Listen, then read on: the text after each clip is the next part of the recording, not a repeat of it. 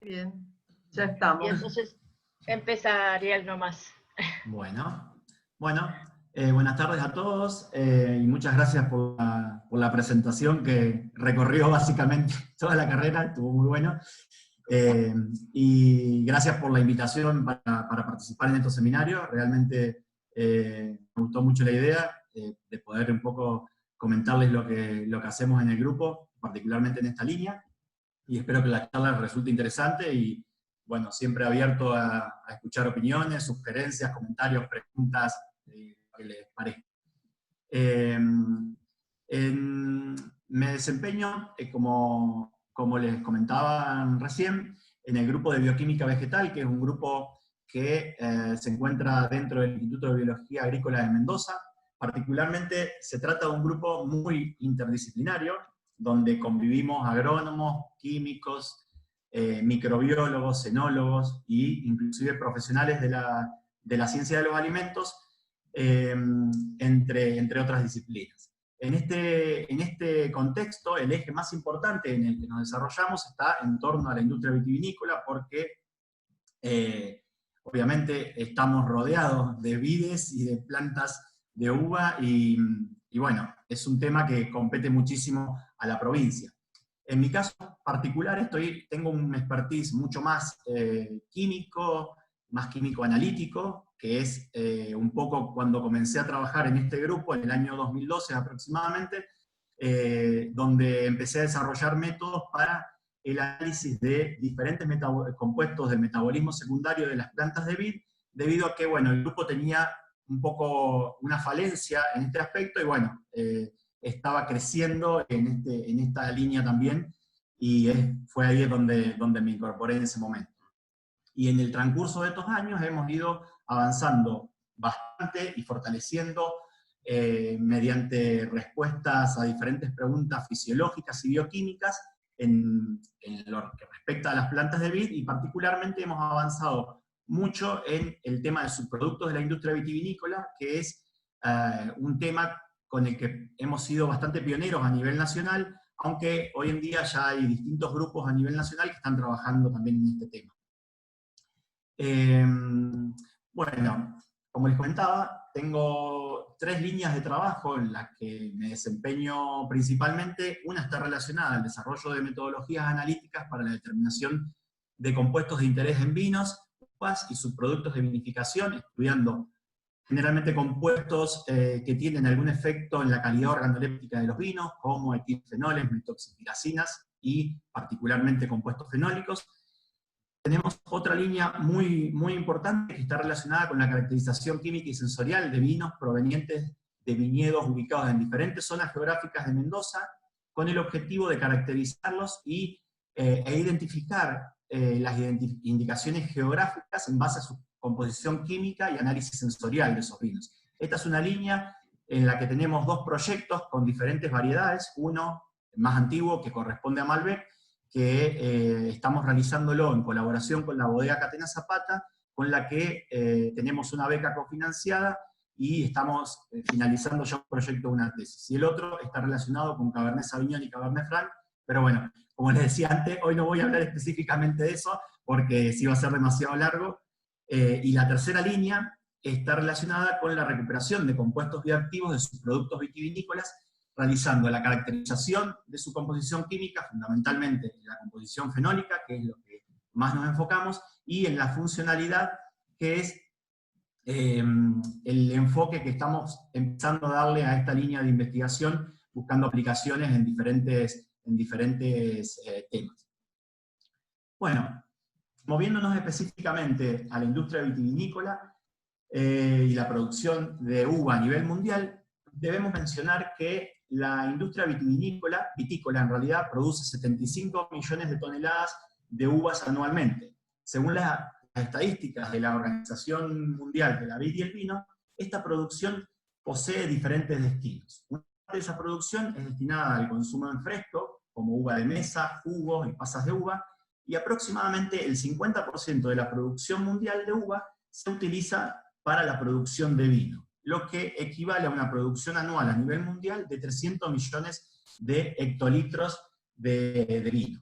Ya enfocándonos específicamente en Argentina, Argentina representa el 3% de la superficie mundial de uva cultivada, con la característica de que es el quinto productor mundial de vino, y de esa producción el 98% de la uva que se produce es destinada a realizar vino, a diferencia de lo que comentábamos a nivel global, que hay un 50% nada más de esa producción que se destina a vino. Específicamente en lo que refiere a Mendoza, Mendoza representa el 70% aproximadamente de la producción de uva a nivel nacional. Esto hace que en cierta medida la industria vitivinícola gire en torno un poco a lo que pasa en Mendoza, fundamentalmente debido a su alta producción y la calidad vitivinícola que existe en Mendoza. ¿Sí? ¿Qué pasa? Perdón. Entonces, ¿qué les ponen acá? Rosana, ahí está, ahí apago. Sí, perdón, pero no entendía qué pasa. Bueno, entonces, para Mendoza es la principal actividad, ya que representa aproximadamente el 50% del Producto Bruto Interno, y también es la actividad agrícola más importante de la provincia. Entonces, esa es una de las principales razones por la que gran parte de las investigaciones que se realizan en nuestro instituto están enfocadas a la vitivinicultura, para tratar de dar respuestas a algunas de las dificultades o inconvenientes que tiene la industria vitivinícola. Si hablamos de las variedades tintas cultivadas a nivel nacional, el Malbec representa el 37% de esa superficie cultivada, y por tanto, además de la calidad que tiene el Malbec argentino, esta es la variedad que es la más emblemática para nuestro país, representando también para Mendoza el 85% de esa producción en Argentina. Ya, ahora, moviéndonos específicamente a los subproductos, si recordamos la cantidad de uva que se procesa a nivel mundial, es muy fácil imaginar la cantidad de subproductos y residuos que se generan cada año. En este sentido, la cadena completa de producción vitivinícola produce cantidades muy grandes de subproductos, entre los que podemos incluir aquellos subproductos que se generan antes de la vinificación, como los residuos de poda. La actividad de poda es una actividad agronómica que se realiza todos los años y está relacionada con cortar las ramas jóvenes que dieron producción ese año, una vez que perdieron las hojas, para permitir que en la primavera nuevamente broten las ramas nuevas que van a soportar los racimos el año siguiente. Normalmente esta poda se realiza en los meses de julio y septiembre, y esos subproductos se dejan tirados, no se utilizan y generalmente se incineran en el mismo campo, representando un promedio de 2,5 toneladas por hectárea por año de este residuo lignocelulósico, que en general no tiene ninguna aplicación. Específicamente, en torno a la vinificación, se produce también la mayor cantidad de subproductos y está relacionada con dos componentes principales. Uno, el escobajo, que es el material lignocelulósico que une las uvas con el racimo, y el orujo, que es el residuo que queda luego de la etapa de fermentación, vinificación y prensado del vino, constituido por las pieles y las semillas de la uva, que en total estos dos componentes representan el 20% del total de las uvas que se cosecharon a campo. Que si lo ponemos en números de Argentina, son unas 500.000 toneladas de este subproducto, que habitualmente recibe poca utilización, fundamentalmente para extracción adicional de ácido tartárico o etanol, y también se utiliza como compost, pero presenta la desventaja de que, al tener un elevado contenido de lípidos debido a la presencia de semillas, impermeabiliza los suelos y afecta la germinación de las semillas, por lo que representa en definitiva un problema ecológico debido a estos problemas de disposición final del residuo, y económico debido a que las bodegas no pueden dejarlo almacenado en sus instalaciones o en sus campos, sino que tienen que pagarles a otras empresas para que se lleven estos materiales y los descartenellos, que en general el descarte consiste en una desactivación, dejándolos en el campo hasta que naturalmente se descomponen ahí. Bueno,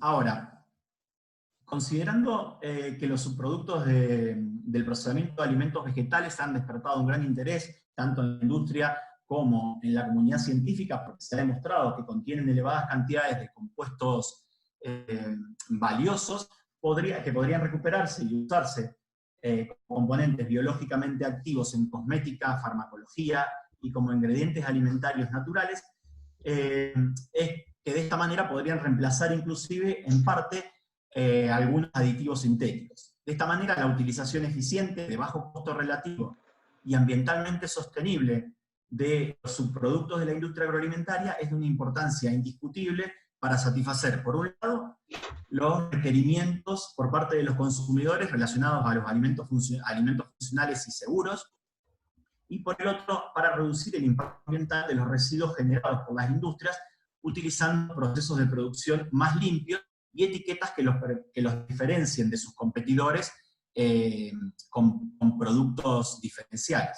Así, en general, la sostenibilidad ha sido asociada con estrategias que eviten la producción o minimicen la producción de residuos de la producción de alimentos. Sin embargo, aunque evitar los desperdicios es altamente deseable, el procesamiento de las materias primas, en general en la industria alimentaria, trae aparejada la producción de subproductos, por lo que debemos encontrar formas de poder potenciar y reutilizar esos residuos para mejorar la sustentabilidad o sostenibilidad desde otro punto de vista. Entonces, una de las principales razones de interés en los subproductos vitivinícolas radica en su elevado contenido de compuestos fenólicos y la diversidad de estos compuestos, lo que nos permitiría tener un amplio espectro de compuestos y de composiciones para utilizarlos en diversas aplicaciones. Por un lado, el orujo, que como les comenté es el residuo remanente constituido por ollejos y por semillas de la uva, presenta elevadas concentraciones de compuestos fenólicos debido a que, particularmente en las uvas tintas, la extracción es incompleta durante la vinificación, se caracterizan por un elevado contenido de compuestos fenólicos antociánicos, que tienen ese color rojo intenso que caracteriza a los vinos, pero que no son extraídos completamente durante la vinificación, y otros compuestos fenólicos que le otorgan propiedades antioxidantes y numerosos efectos promotores para la salud, y que nos permitiría utilizarlos como aditivos para alimentos funcionales y para mejorar la estabilidad oxidativa de los alimentos. En el caso de los otros subproductos, como el escobajo o el raquis y los restos de poda, son materiales que han sido menos estudiados, pero que también son ricos en compuestos fenólicos, particularmente de la familia de los estilbenoides, los flavonoles y ácidos fenólicos. No contienen antocianos, lo cual nos saca la situación de tener un extracto tan coloreado como ocurre con el orujo, lo cual nos podría servir para otro tipo de aplicaciones. Y para estos dos materiales existe escasa información relacionada a las aplicaciones y las propiedades bioactivas, y sobre todo escaso conocimiento en relación a lo que es su bioaccesibilidad y biodisponibilidad luego de la ingesta por sistemas biológicos. Bien, ahora, específicamente nada, solo para mostrarles un poco las familias de compuestos que normalmente estudiamos, encontramos en este tipo de materiales.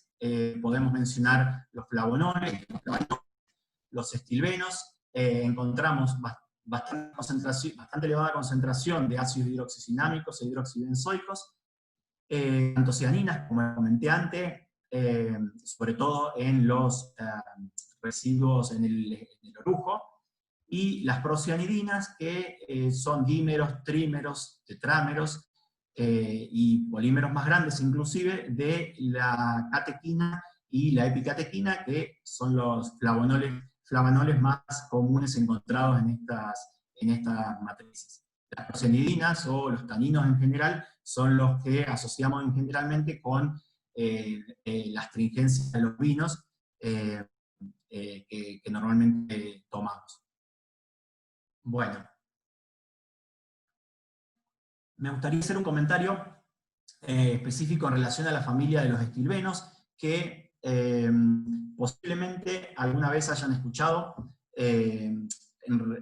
algún comentario en relación al transresveratrol, que es el estilbeno más famoso que conocemos, porque está relacionado con diversos efectos beneficiosos para la salud, otorgados por el consumo razonable y moderado de vino tinto.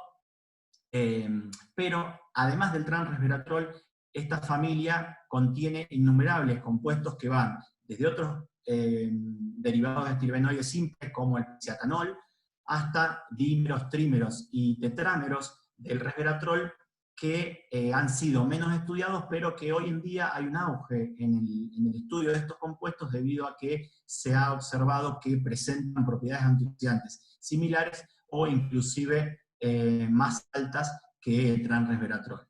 Y como definición general de los estilbenos, podemos comentar que son fitoalexinas producidas en diferentes tejidos, no solo de la planta de vid, sino en general por todas las plantas, como un mecanismo de defensa inducido contra ataques o condiciones exógenas. Particularmente en lo que nosotros estudiamos, estas condiciones exógenas están generalmente asociadas a una mayor radiación ultravioleta, sobre todo en los viñedos de altura y por la localización geográfica de Mendoza, y a condiciones estresantes como la elevada amplitud térmica que tienen las uvas en nuestra provincia. Bueno, ahora ya moviéndome específicamente a algunos de los resultados que hemos obtenido en estos años.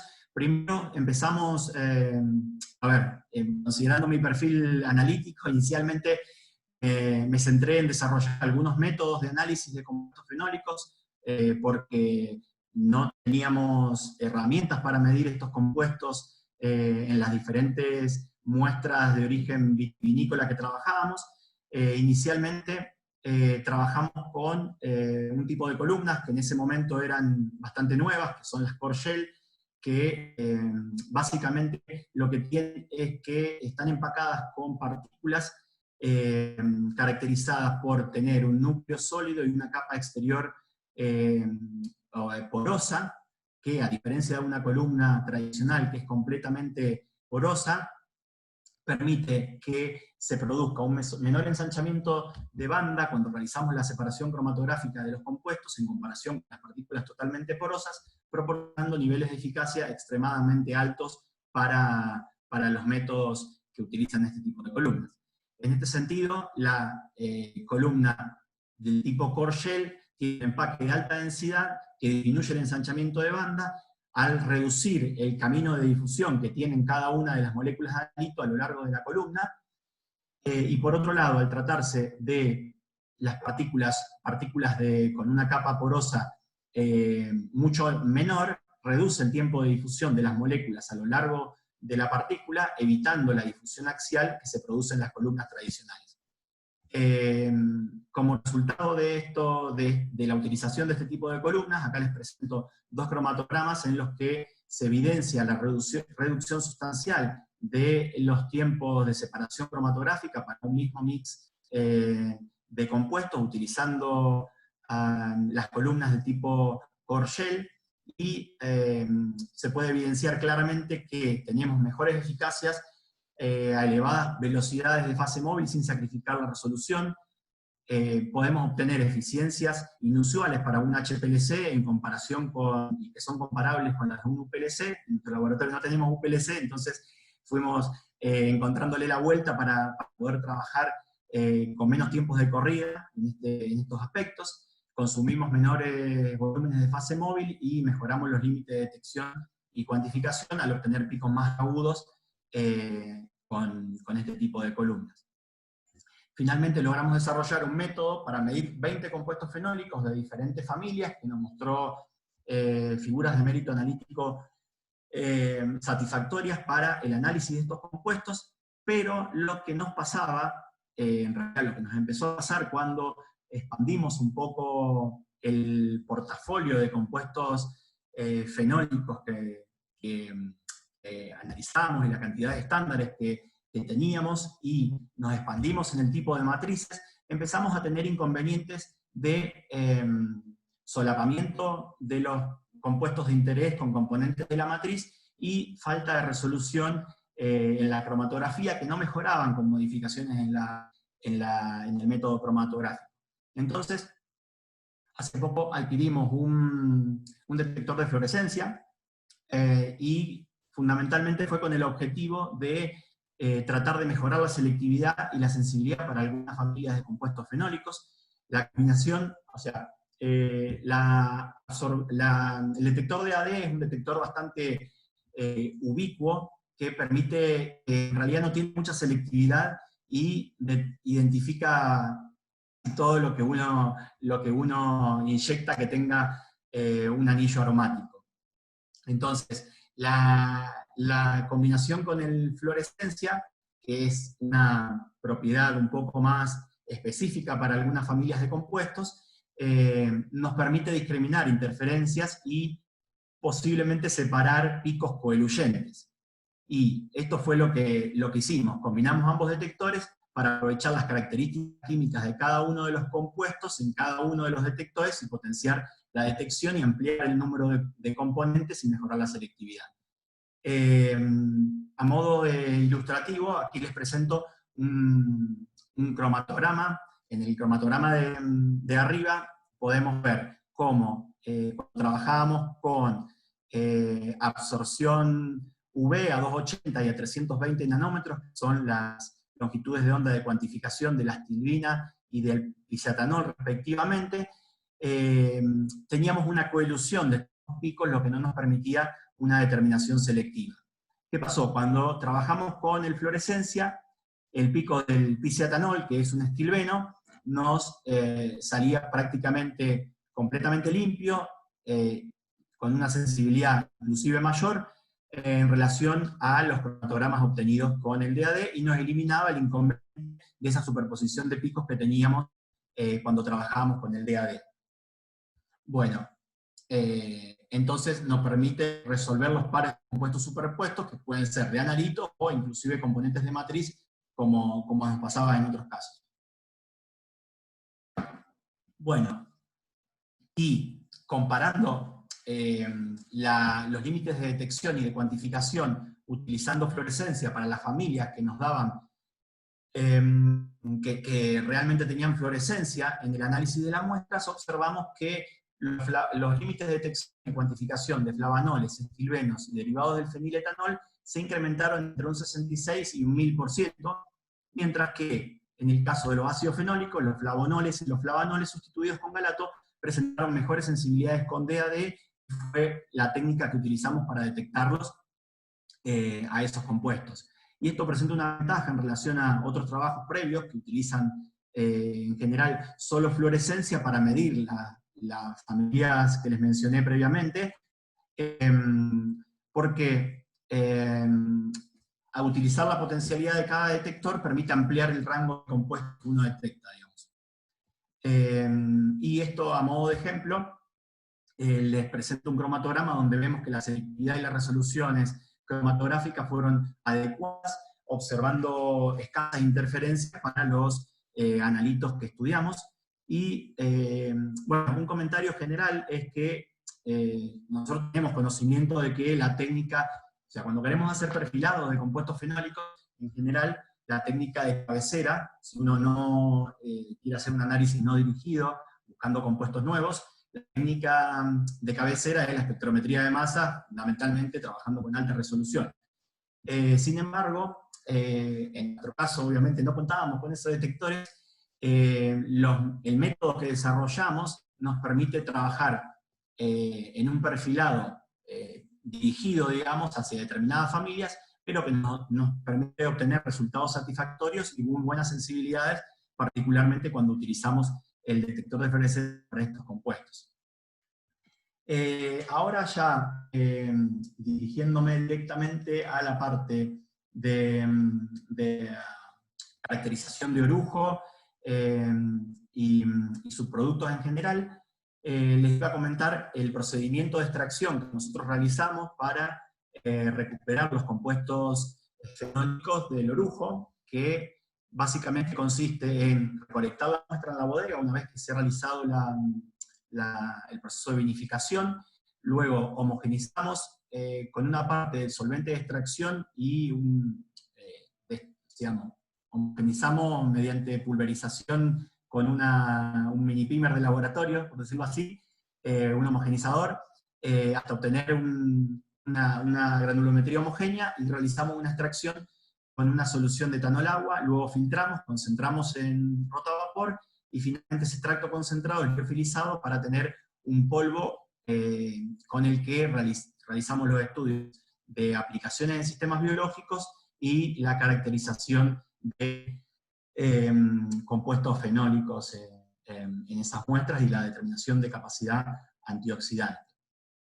Bien, ahora ya moviéndonos específicamente a la composición de compuestos fenólicos en los orujos, nosotros analizamos diferentes variedades en un trabajo que realizamos hace unos años, estudiando un poco con el objetivo de ver si esa composición variaba mucho entre las variedades, y para poder entender un poco más si realmente valía la pena enfocarse en alguna variedad o no.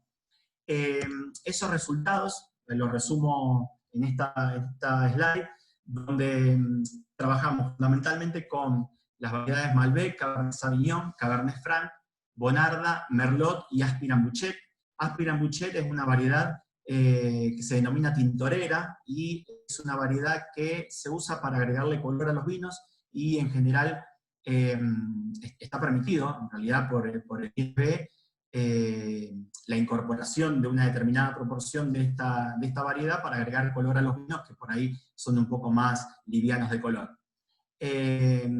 Nosotros determinamos 17 compuestos no antocianos y 13 antocianos, que eran los que veíamos en el slide anterior, y los compuestos con mayor concentración fueron la epicatequina, la catequina, la procionidina B1, el ácido siríngico y la malvidina 3-glucósido. La malvidina 3-glucósido es el antociano más abundante en general en la uva y en el vino y en los subproductos. Y por otro lado, el ácido siríngico también es un compuesto que ha sido mucho menos estudiado, pero considerando los niveles de concentración que tiene, presenta un potencial bastante interesante para realizar estudios relacionados con su aplicación, ya que ha mostrado hay muy pocas publicaciones, pero ha presentado algunos efectos relacionados sobre todo con mejoras en algunas degeneraciones en tejidos de la piel. Bien. Entonces, luego de estudiar las variedades que estudiamos, en general nos decidimos siempre por trabajar con el Malbec. ¿Por qué? Primero, como les dije antes, es la variedad con mayor producción de uvas tintas en Argentina y particularmente en Mendoza, pero no solo por eso, sino que también encontramos que presenta mayores niveles de resveratrol en comparación con las otras variedades, y también encontramos otro estilbeno que estaba a las mismas concentraciones que el transresveratrol, que es el iseatanol. Este compuesto es otro estilbeno, como les dije, que ha sido reportado que también presenta una mayor capacidad antioxidante in vitro en comparación con el resveratrol. Entonces, esto nos permitiría pensar en algún potencial efecto sinérgico cuando se utilice este compuesto en alguna aplicación específica. Por otro lado, también el Malbec presentó mayores niveles de concentración de compuestos fenólicos y las capacidades antioxidantes también fueron las más elevadas. Y un punto importante que tenemos que mencionar es que hay que tener en cuenta cuando uno piense en aplicaciones y en un futuro desarrollo más tecnológico de esto, es en estandarizar los niveles de concentración de los extractos que tengamos. ¿Por qué digo esto? Porque nosotros trabajamos con uvas, con orujos, con orujos provenientes de una determinada zona de Mendoza, que es el Valle de Uco, que en general está caracterizado por uvas que tienen mayor contenido fenólico, mayor contenido de estrenos, mayor cantidad, mayores capacidades antioxidantes, fundamentalmente relacionado a las mayor condiciones de estrés que tienen las uvas en esa región, porque están a una altitud más elevada, tienen más radiación ultravioleta y tienen una amplitud térmica mucho más alta. Entonces, esto hay que tenerlo en cuenta cuando pensemos en alguna aplicación en el futuro. Ahora me gustaría comentarles, en base al conocimiento que generamos y las herramientas relacionadas a la composición y potencialidad del orujo, comenzamos a trabajar en colaboración con investigadores de la Facultad de Medicina de la UNCUYO. Ellos son los que han estado más en relación con estos trabajos, sobre todo con la parte experimental en estos estudios, y la idea es presentarles algunos resultados obtenidos brevemente luego de la suplementación con orujo y los extractos de orujo a ratas, que estudiamos los efectos protectores del orujo y los extractos sobre las alteraciones relacionadas al sobrepeso, usando un modelo de ratas con síndrome metabólico inducido mediante una dieta rica en grasa y fructosa, y donde los resultados mostraron que el extracto de orujo es capaz de reducir el peso del hígado y el contenido de triglicéridos de los animales. Asimismo, la suplementación con el extracto disminuye el área de adipocitos en el tejido adiposo epididimal y también mejora la resistencia a la insulina en el tejido adiposo epididimal, que es una alteración que sucede cuando las ratas están en esta condición de una dieta alta en grasa y fructosa. Con este resultado, relacionado a la reducción en el área de adipocitos en el tejido adiposo epididimal, se continuó trabajando con el objetivo de evaluar cuál es el efecto de la suplementación del extracto de orujo sobre el pardeamiento del tejido adiposo y el incremento en el pardeamiento del tejido adiposo. El pardeamiento del tejido adiposo es un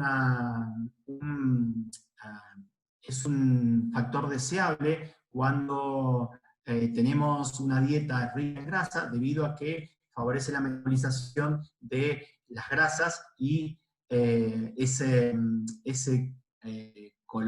coloración está relacionada con el desarrollo de mayor cantidad de peroxisomas y eliminación de grasas.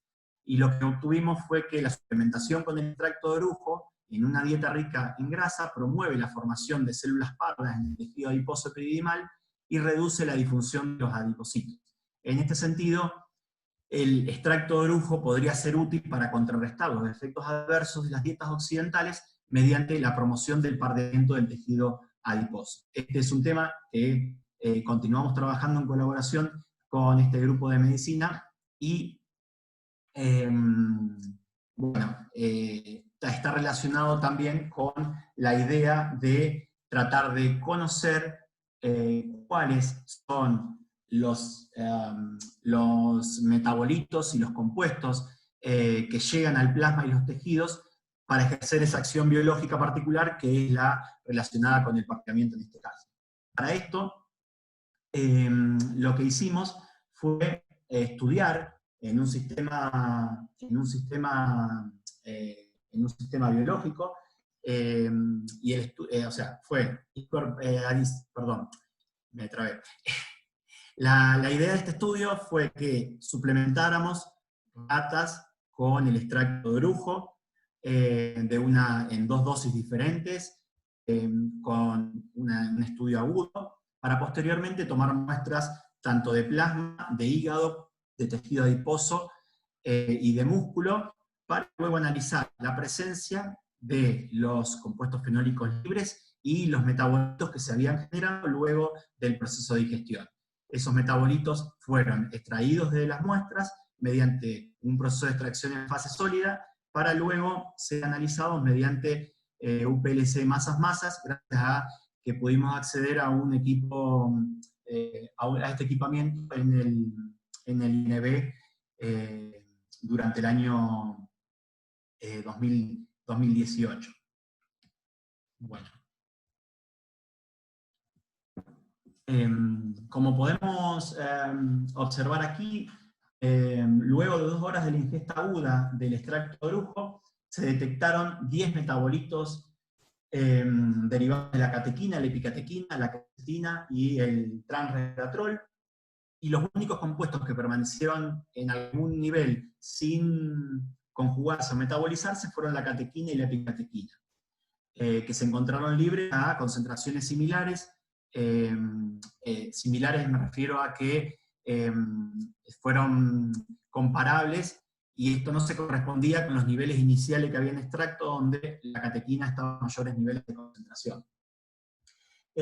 Otro punto a comentar es que la concentración de la mayoría de los... es que la mayoría de los metabolitos, las formas glucuronidadas, la epicatequina y la epicatequina, fueron los compuestos más abundantes. La quercetina, metilglucurónido, se encontró en una concentración relativamente baja, a la dosis, solamente a la dosis más alta, y las formas conjugadas del transresveratrol fueron también encontradas a bajas concentraciones, pero esto está relacionado con también los niveles iniciales de este compuesto en los extractos de orujo. En relación a los niveles encontrados en los tejidos, durante la absorción, los compuestos fenólicos pueden ser conjugados en el intestino y luego en el hígado, después de lo cual los metabolitos se distribuyen hacia los diferentes tejidos. En este estudio, la abundancia de los metabolitos fue que el hígado tenía mayores niveles, seguido por el músculo y finalmente por el tejido adiposo, lo cual era bastante esperable porque el hígado es el que primero recibe toda la corriente que ingresa desde el intestino, es el encargado de la primera metabolización y distribución. En los tejidos, los derivados más abundantes fueron los glucuronidados y metilglucuronidados, mientras que no se encontraron derivados en las formas libres o no conjugadas. El hígado presentó los mayores niveles, como les dije antes, y algo para destacar es que los niveles de quercetina en el hígado, en ambas dosis, fueron considerablemente más elevados que los reportados en plasma, lo que nos evidencia una diferencia en la velocidad de metabolización de este compuesto, que nos abre la puerta a que potencialmente deberíamos estudiar un rango de toma de muestra un poco más amplio para tener en cuenta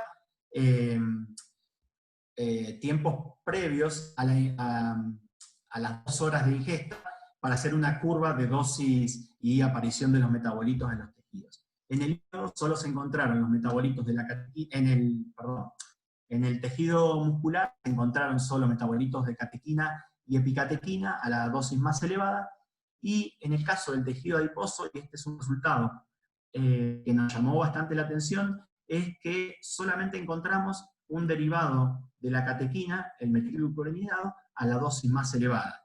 Y esto nos permitió hipotetizar acerca de, ¿se acuerdan que les comenté del efecto sobre el pardeamiento en el tejido adiposo? Esto nos permite hipotetizar acerca de que el potencial metabolito que estaría ejerciendo acción en relación a este aspecto podría ser este compuesto, por lo que la idea es seguir trabajando un poco en esto para entender un poco este comportamiento de una mejor manera. Entonces, como conclusiones de esto, podemos mencionar que las acciones benéficas dependerían de los metabolitos y no de los compuestos fenólicos libres.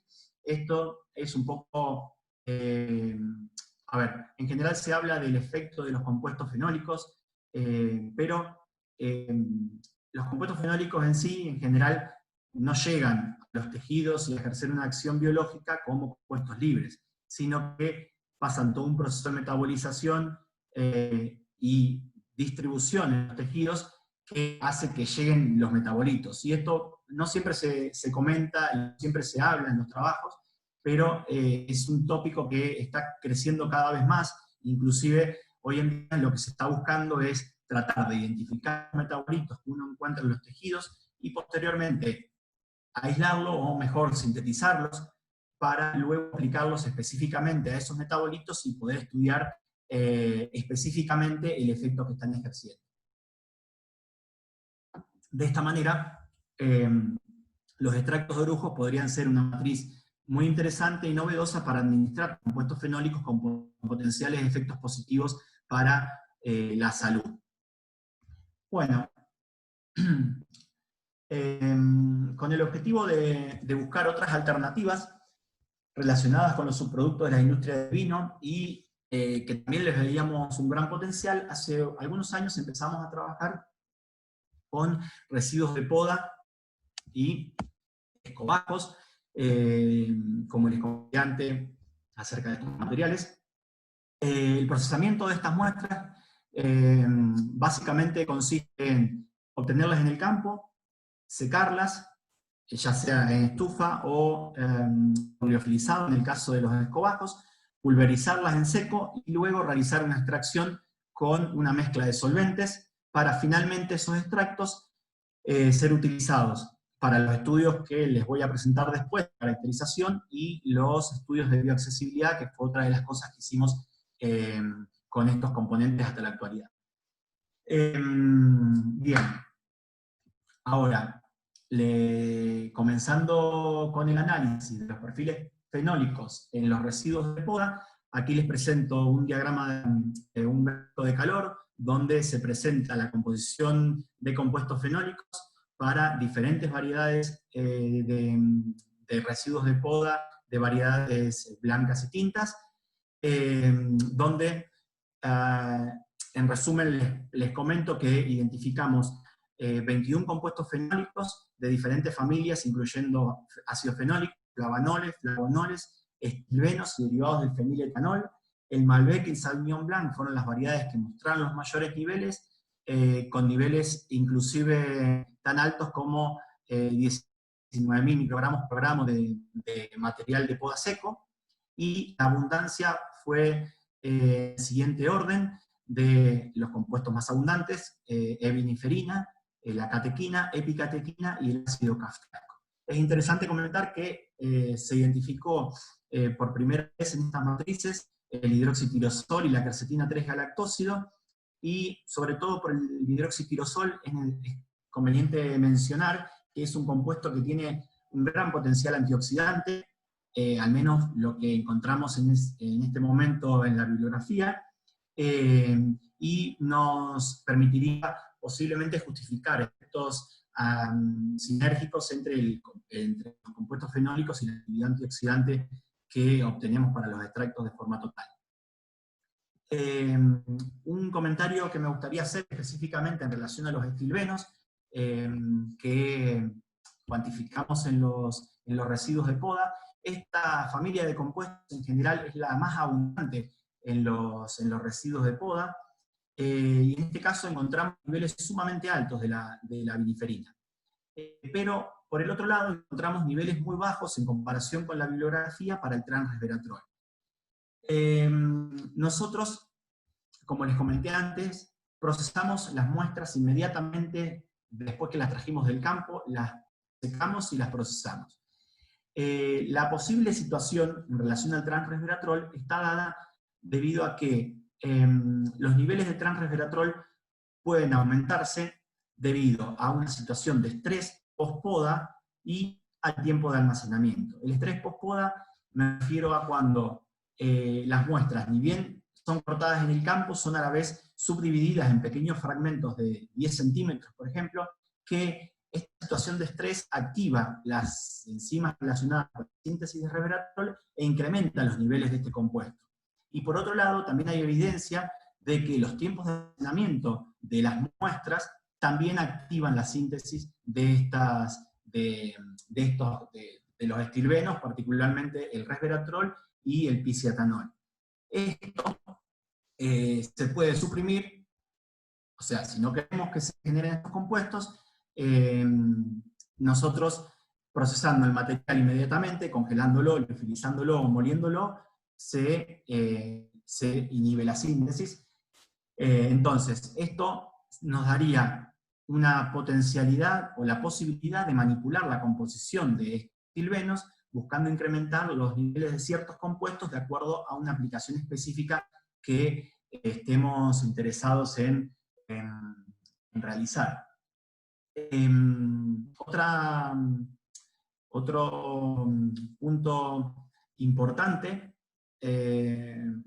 a mencionar está relacionado con también el origen de las muestras, los que les comentaba antes. Estas muestras, sobre todo por los niveles de viniferina que encontramos, les comento esto, provienen también de una zona de elevada altitud, con mayor situación de estrés de las plantas, y esto está directamente relacionado con el nivel de compuestos fenólicos que encontramos.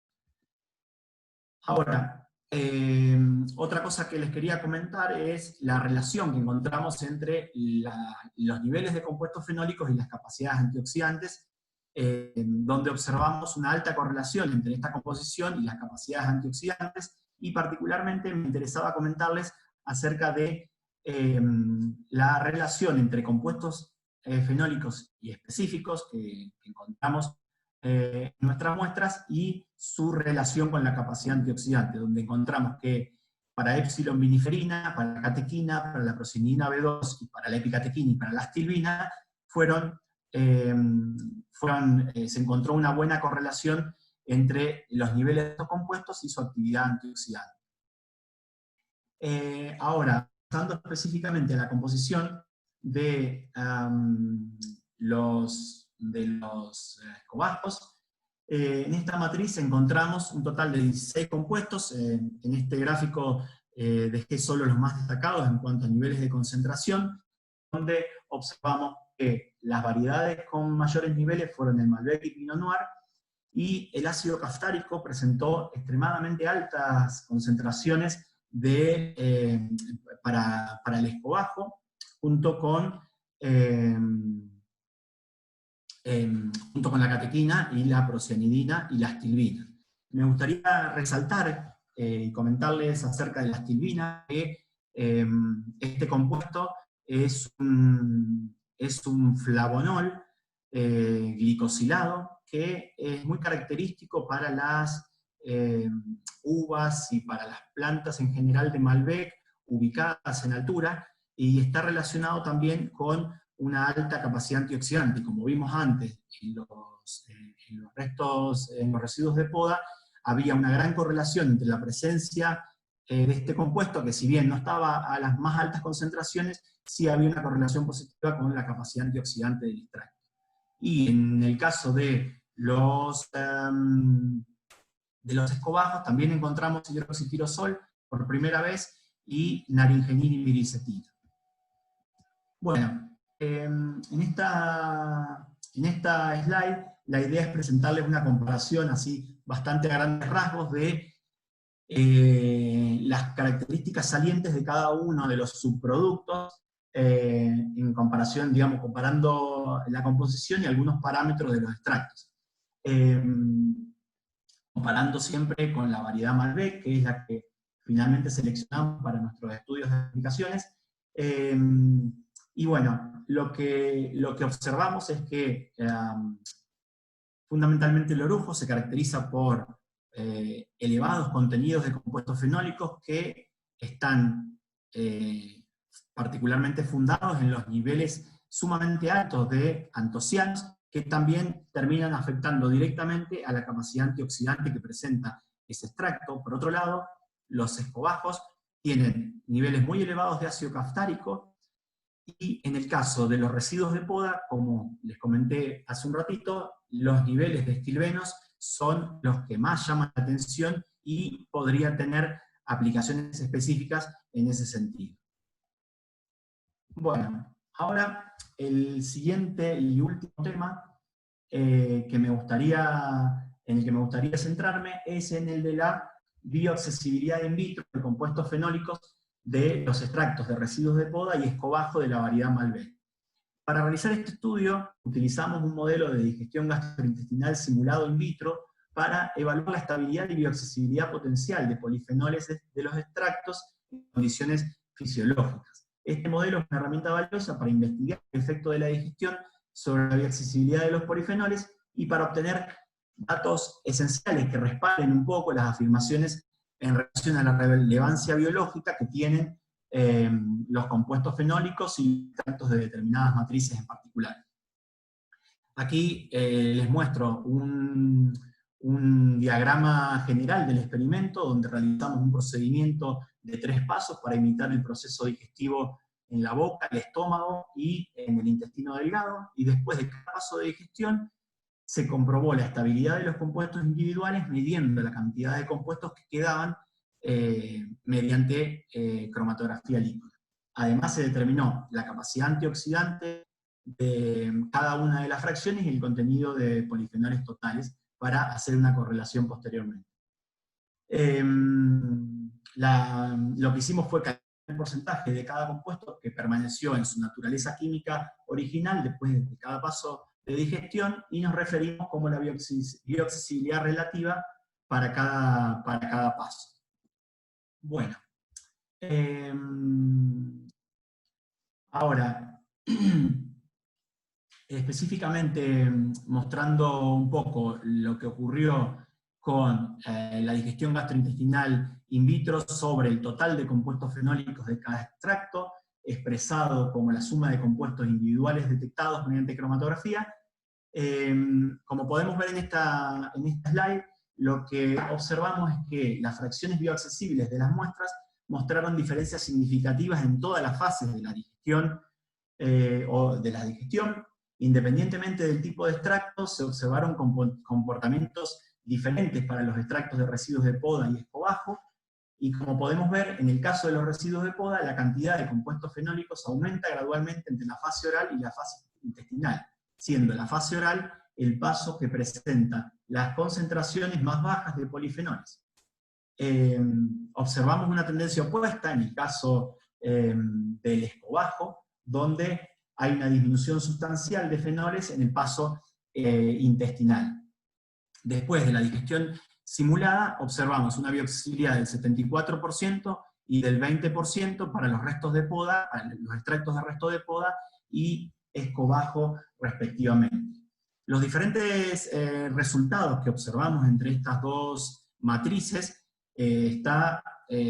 podría estar directamente relacionado con la composición que presentan estos extractos, además de componentes intrínsecos de la digestión. Por un lado, observamos que, según evidencias previas, se sabe que la composición de los extractos, potencialmente como la presencia de fibra dietaria soluble, podría tener un potencial efecto protector de compuestos fenólicos frente a los cambios de pH y actividades enzimáticas, y esta es nuestra hipótesis acerca de lo que estaría sucediendo en el caso de los extractos de resto de poda, donde observamos un incremento, una bioaccesibilidad razonable, y particularmente, como les voy a presentar después, incremento en la bioaccesibilidad de algunas familias de compuestos.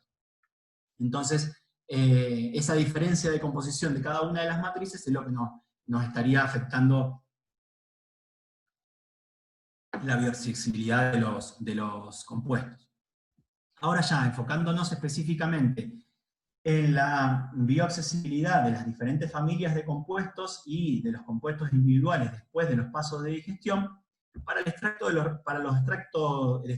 residuos de poda, lo que observamos es que la tendencia más destacada se observa para los estilbenos, que presentan un aumento en la bioaccesibilidad, particularmente dada por el incremento en la bioaccesibilidad de la viniferina, que era el compuesto más abundante de esta familia, y esto es muy, muy interesante, ya que este compuesto mostró una bioaccesibilidad del 138%, y en lo que respecta a este compuesto, no hay estudios previos sobre su bioaccesibilidad en la literatura, y nuestros datos indican que la viniferina no se degrada significativamente por la digestión en el sistema intestinal simulado. Por lo tanto, la alta bioaccesibilidad encontrada para la viniferina sería útil para estudiar el potencial bioactivo de este subproducto, particularmente en los residuos de poda.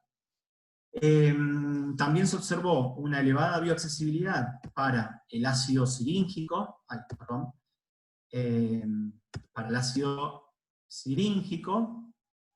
Y esto puede estar relacionado con algunas evidencias que explican acerca de que otros compuestos, como la citinhillignina presente en extractos lignocelulósicos, que es el componente principal de las paredes celulares de las plantas, podría ser una fuente inmediata de ácido cirílico que se estaría liberando en este caso.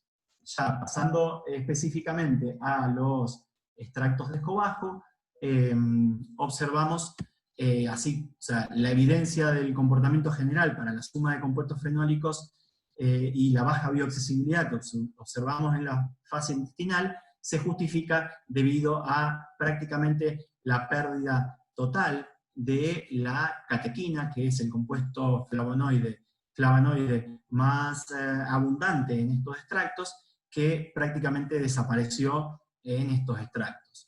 Y en el caso de la única familia que mantuvo en promedio su bioaccesibilidad, fue la de los flavonoles, que esto se debe a la potencial hidrólisis de formas glicosiladas de la miricetina, y de la miricetina fundamentalmente, que aumentarían los niveles de la forma libre en los extractos digeridos. Bueno, perdón. Sí, bueno, finalmente como conclusiones y perspectivas relativas a esta temática, podemos mencionar que conocer la composición de los compuestos fenólicos y las capacidades antioxidantes de los extractos de sus productos vitivinícolas nos otorga herramientas para potenciales aplicaciones tecnológicas de estos subproductos y de los extractos. También se desarrollaron herramientas de análisis novedosas cuya aplicación permitió realizar las determinaciones robustas, de forma robusta y confiable, de los perfiles de compuestos fenólicos. Por otro lado, se determinó por primera vez la estabilidad de los compuestos fenólicos en residuos de poda y escobajo, en condiciones digestivas in vitro. Sin embargo, necesitamos continuar avanzando en este tema mediante estudios de biodisponibilidad y evaluando los potenciales sitios de acción de los compuestos bioaccesibles, potencialmente estudiando metabolitos que estarían ejerciendo efecto en un determinado tejido, para posteriormente sintetizarlos, aislarlos y aplicarlos directamente sobre los tejidos. Así como el metabolismo y la distribución de los compuestos absorbidos es un tema de relevancia que, si bien nosotros empezamos a trabajar y hemos generado algo de evidencia, necesita más desarrollo para descubrir cuáles son los metabolitos que ejercen acciones biológicas en los tejidos, como les comenté antes, y también son necesarios estudios adicionales para entender la potencial absorción de compuestos con elevada bioaccesibilidad, como la epsilon-viniferina, que nosotros hemos identificado que tiene una alta bioaccesibilidad, pero todavía necesitamos saber si es capaz de ser absorbido, ser metabolizado y de ser llevado a los tejidos para ejercer su acción. Bueno, finalmente agradecer a todas las personas involucradas en todo este trabajo, que incluye varias publicaciones en las que todas estas personas han participado, y al financiamiento otorgado por la agencia, por el CONICET, por la Universidad Nacional de Cuyo y por la OPCW. Nada más, muchas gracias por la atención, y bueno, cualquier cosa, acá tienen mis datos de contacto, y ahora si quieren preguntarme, consultarme, sugerirme, estoy totalmente abierto a lo que tengan para comentarme. Muchas gracias. Muchas gracias, Ariel. La verdad que muy, muy interesante y con mucho potencial este tema. Porque además lo podés extender incluso a la variedad Malbec, como vos dijiste, en otras regiones, que se cultiva en otras regiones, y explorar ahí a ver qué resultados tenés de la composición de estos residuos, ¿no? Sí. Sí, muy interesante. Perdón. Justamente el otro día estaba leyendo un artículo sobre la quercetina que hasta se está usando para el COVID. Así que está muy en onda, digamos, el tipo de compuestos. Sí. ¿Preguntas? Y Jorge tiene una. Jorge. Hola Ariel, muy interesante Hola. lo que contaste. Estaba pensando, a partir de estos resultados que obtuviste de los extractos de orujo y de poda, etcétera, etcétera, ¿están evaluando la posibilidad, a ver si conviene, hacer el aislamiento en grandes cantidades de algún producto mayoritario de estos subproductos de la actividad vitivinícola, uno de estos compuestos fenólicos?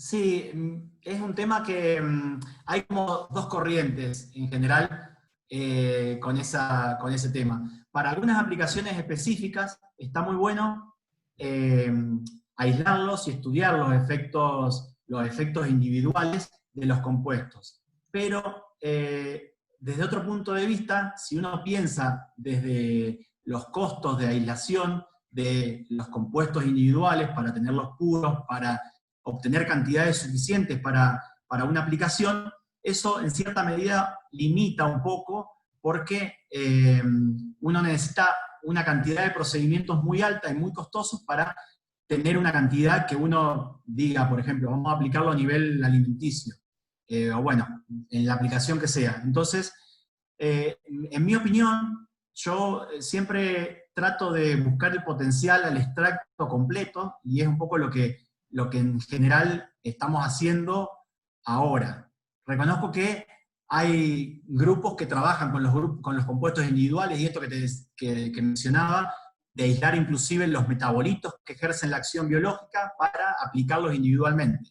Pero yo entiendo que siempre hay un efecto sinérgico potencial cuando uno tenga, o antagónico, por supuesto, cuando uno tenga la mezcla de compuestos. Entonces, como que siempre me cuesta un poco más verlo individualmente. No sé, es un poco mi opinión, ¿no? Pero sí, es recontrafactible, y hay gente que lo hace y hay grupos que trabajan en eso, y está buenísimo porque podés estudiar específicamente algunos efectos de ese compuesto. Claro. Hola, No sé si te respondí más o menos. Sí.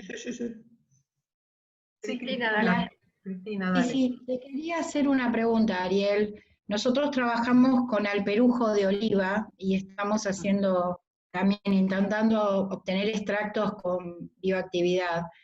Vos nombraste que cuando ustedes lo congelaban o veían que les cambiaba la capacidad antioxidante y que de hecho les cambiaba la composición, ¿saben a qué atribuirlo?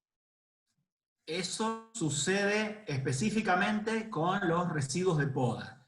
Los residuos de poda es un tejido vivo. Entonces, o sea, si vos lo cortás de la planta y no lo procesás inmediatamente, ya sea frizándolo, liofilizándolo, secándolo o moliéndolo para disminuir la granulometría y que se rompan las células, las enzimas responsables de la síntesis de los estilbenos permanecen activas. O si uno le aplica una condición de estrés a esa rama de poda, nosotros en general podamos ramas de 1 metro. Esas ramas de 1 metro, el primer estudio que hicimos fue directamente, lo primero que hicimos fue frizarlas. Y los resultados que les mostré acá son de la viniferina, y no aparecían los otros estilbenos. Pero ahora estamos haciendo algunos estudios de conservación y manipulación desde la poda, en los que observamos, igual hay evidencia científica de eso, que cuando uno no procesa inmediatamente la muestra o la corta en pedacitos más pequeños, se activa la síntesis, porque es una condición estresante. Es específicamente lo que pasa con la familia de los estilbenos. En el caso de los orujos y los restos de poda, los escobajos, no hemos hecho ese estudio. En el escobajo, en el orujo, es un subproducto que ya sufrió una fermentación, está básicamente, si uno lo frisa inmediatamente, los sistemas celulares están como, digamos, destruidos, ya inhibidos, no hay una actividad que pueda seguir generando compuestos fenólicos. Si uno lo deja tirado al aire libre, sí, se contamina con microorganismos, y ahí sí se producen oxidaciones y otras cuestiones, pero inmediatamente obtenido de bodega, lo manda al freezer y ese sería el protocolo de conservación inmediato. En el caso del alperujo, la verdad que no manejo mucho ese tema. Bueno, le comentaba hoy que mi señora, ella trabaja justamente con aceite de oliva y también con estudios de alperujo, así que seguramente ella podría poder responder mejor esto, pero también hay que pensar que el alperujo tiene mucha más grasa y si uno no lo conserva bien, las oxidaciones que uno puede tener ahí puede ser tremendo. O sea, entonces, bueno, nada. No sé si Listo. más o menos fui por el camino. Sí. Listo, gracias, hasta luego. Gracias. De nada, hasta luego. Lali. Gracias, muy interesante. Gracias. Lali, ¿tenías una pregunta? Sí, en realidad más de una, pero Bueno, está bien. una de las preguntas es los liofilizados. No sé si lo mencionaste y yo me lo perdí. ¿Cómo los vehiculizaban para dárselo a los animales? Eso, como les comenté, lo trabajamos con gente de medicina. Ellos lo que hacen es hacer una solución hidroalcohólica, porque, bueno, no se solubiliza en agua, eso es un mínimo secreto, digamos, pero hay que agregarles algo de etanol, que es lo que hacemos. Nosotros lo suspendemos en partes iguales para aplicárselo a los animales de experimentación. Es el protocolo que tiene la chica establecido y con el que viene trabajando hace muchos años. Otra pregunta es, vos mencionaste que entre los restos de la obtención de vino estaban las semillas en el orujo. ¿No se utiliza ahora, no se hace más aceite de uva? ¿No se destina a esto, nada? Se hace poco y no tiene mucha venta ni mucho potencial, menos en Argentina. Yo tengo un proyecto en el que estamos tratando de potenciar un poco eso, mediante el estudio un poco de los compuestos bioactivos que tiene el aceite, que es un proyecto que estamos comenzando a ejecutar, porque es un PhD que me salió hace un año y algo, y es un poco a donde nos estamos enfocando, y bueno, y ahora el año que viene posiblemente también tengo una beca pedida para trabajar específicamente en ese tema, y queremos potenciar un poco en base a el uso y la utilización del aceite, en base a la composición química que tiene, que realmente no se conoce mucho y no se le da tanta divulgación, y un poco va hacia eso. Antiguamente hace unas décadas el aceite de uva se veía, digamos, se vendía, pero ahora ya no se ve. Sí, acá se ve poco, es cierto, se exporta bastante y tiene algunos inconvenientes, sobre todo desde el punto de vista ahora de toda esta corriente de lo sustentable, con el tema de la forma de obtención del aceite de uva, que por ahí no es de la más saludable, digamos, no es un aceite de prensada, entonces por ahí hay un poco más de reticencia a utilizarla en general. Pero bueno, la idea es avanzar en eso. Bien. Bueno, y una curiosidad para los que nos gusta el Malbec, la proporción o lo que encontraron, vos hiciste un cuadro comparativo de los diferentes niveles y perfiles de compuestos fenólicos en las diferentes fracciones que estudiaron. Y respecto al vino, ¿es mucho más alto el nivel de los compuestos fenólicos que analizaron, sobre todo en orujo? De niveles de compuestos, y claro, a ver, son cosas diferentes. Hay en perfiles. Los perfiles en general son bastante similares. En niveles cuantitativos, la verdad que no tengo así un análisis comparativo. A ver, si lo queremos, me parece que entiendo dónde va. Yo creo que va, si consumís una cápsula de extracto de orujo y si te tomás una copa de vino. A eso va, ¿no? A ver, son cosas diferentes. Una cosa es, además del efecto psicológico que genera la copa de vino, A ver, son vehículos distintos, son formas de absorción diferentes, y los niveles, a ver, si uno toma una cápsula de un concentrado de compuesto fenólico de orujo, seguramente tenemos muchísimo más altos niveles de compuesto fenólico y de esos compuestos fenólicos. Ahora hay que ver si esos compuestos fenólicos, vehiculados de esa forma, la misma absorción, la misma distribución y el mismo efecto que otorga tomarse una copa de vino diariamente, por decirlo como un consumo saludable y responsable, digamos. Entonces, nada, yo lo veo como dos cosas diferentes. Un lado, el vino y por decirlo de una manera, la venta del vino y sus compuestos activos y sus potenciales efectos beneficiosos, y por el otro, la potencial adición de estos compuestos a través de estos extractos a un alimento o a un fármaco para ser paliativo de otra cosa, nunca pensándolo como un curador, por decirlo groseramente y burdamente. Rejuvenecedor. Un rejuvenecedor, claro. Rejuvenecedor. Claro, sí. Bueno, ¿alguna otra pregunta? Sigamos con el vino. Sigamos con el vinito. Sí, si quieren les cuento del vino, no tengo drama, de los proyectos del vino.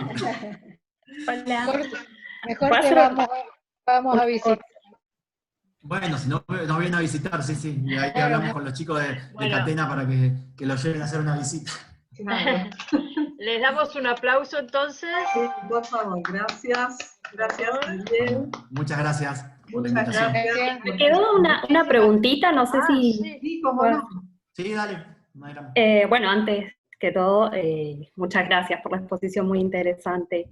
Quería consultar por el método de digestión in vitro, si usaron algún método estandarizado o fueron así buscando en bibliografía.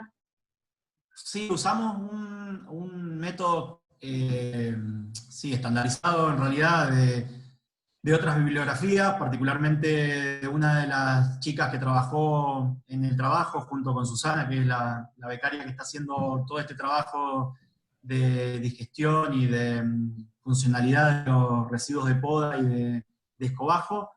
Si querés, escribime y ahí te paso. Ahora el trabajo está en evaluación, así que todavía no lo tenemos publicado, pero el protocolo está totalmente detallado en alguna de las bibliografías ahí que usamos, digamos. Ah, está bien. O sea, no lo recuerdo en detalle ahora, si querés me escribís al mail ahí, me lo pedís y te paso la información. O Perfecto. bueno, no sé. Bueno, gracias. Muchas gracias. Bueno, De nada. bueno, dejo de grabar, ¿sí? Sí.